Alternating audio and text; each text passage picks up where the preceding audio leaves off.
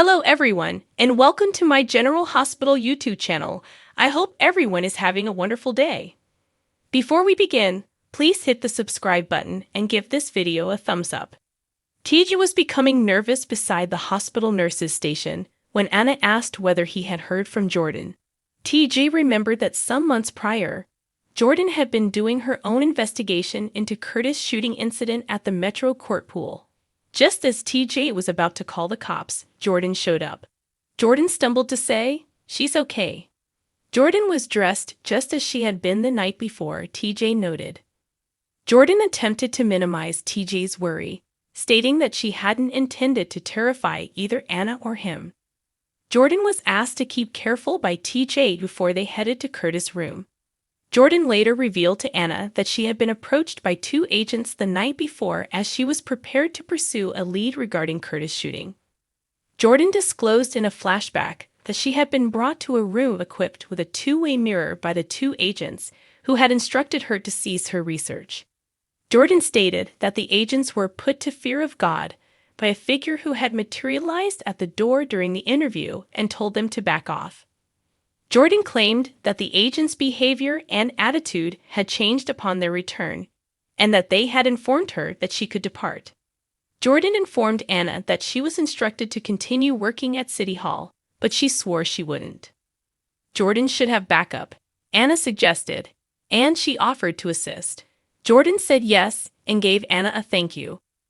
Trina and Stella joined Portia at the hospital, as well to await Curtis' procedure results. Trina was determined to go to Paris with Spencer, and Portia insisted on this when Stella went to put a candle in the hospital chapel. When Trina mentioned that she felt warm inside at the idea of being in Paris with Spencer, she did it with a smile. Trina was encouraged to answer the phone by Portia when Spencer called. Trina moved aside, and Elizabeth went to stand by Portia. "Do you need a shoulder?" With an arm around Portia, Elizabeth added, "I got two of them." The two pals gave each other hugs. Notwithstanding the outcome of Curtis' surgery, Portia revealed that she was resolved to face the future. Portia continued by saying that she had been dreaming of dancing with Curtis. "After that, I awaken. We're never going to dance again. I know as Curtis lies next to me. That's not who we are.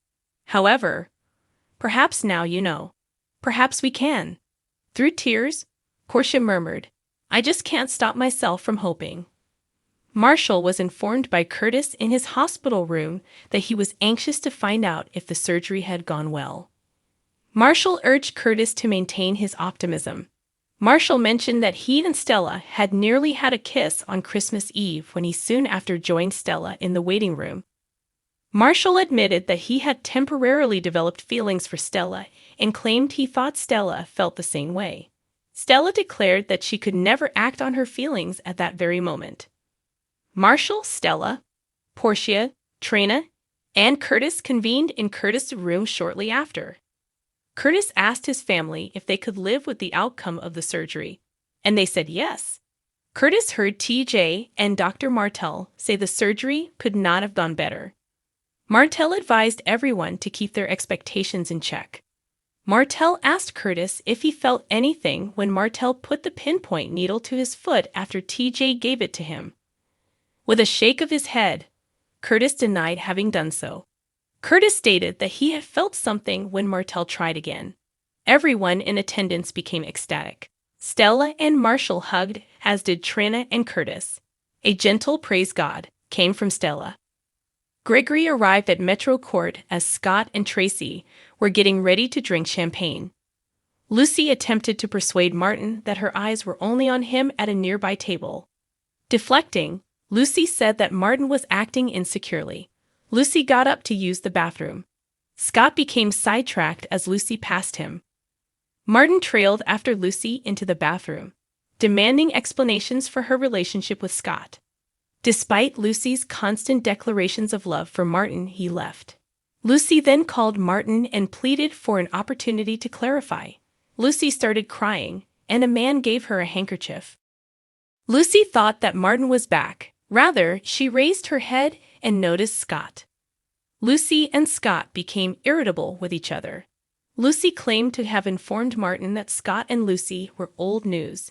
Scott scoffed and gave Lucy a sexy look. Lucy pushed back against Scott's advances, then urged him to go back to his table with Tracy. Tracy and Gregory decided to play backgammon again at Tracy and Scott's table.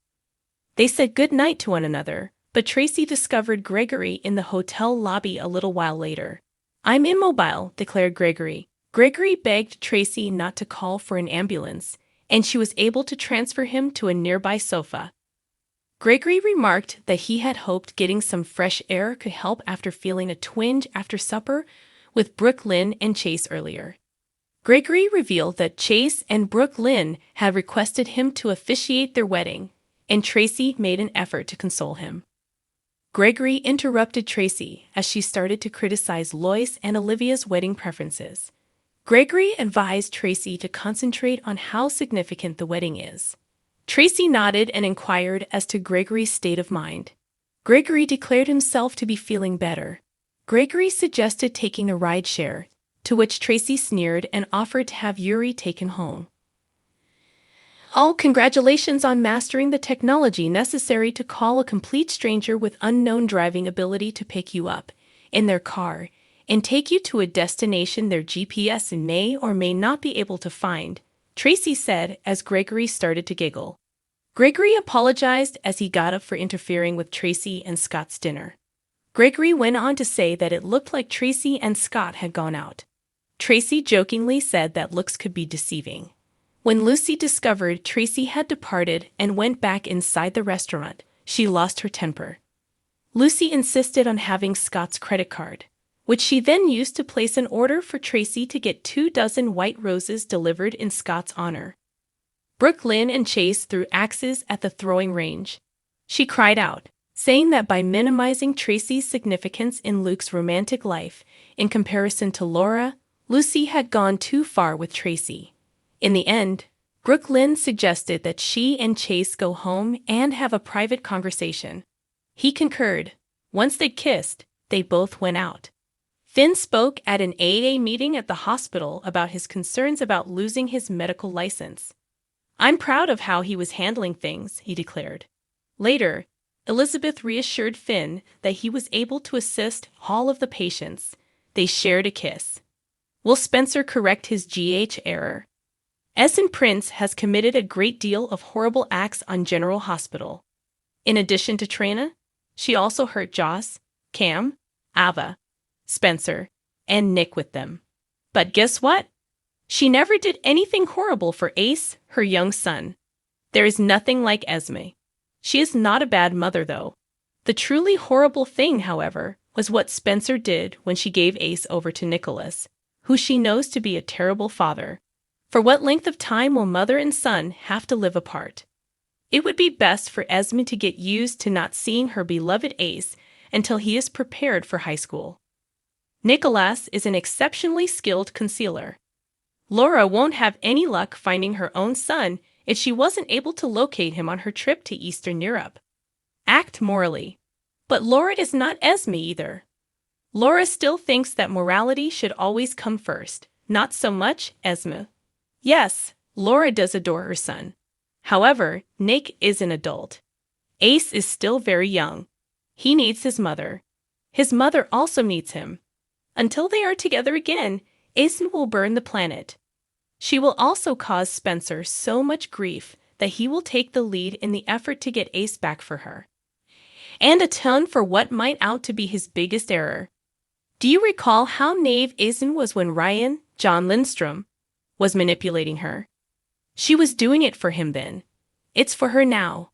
This implies that Ace will become even more vicious and unwavering in her goals. Before Ace starts kindergarten, he will be home. Thanks for watching if you like this video. So please don't forget to subscribe my channel and don't miss any updates.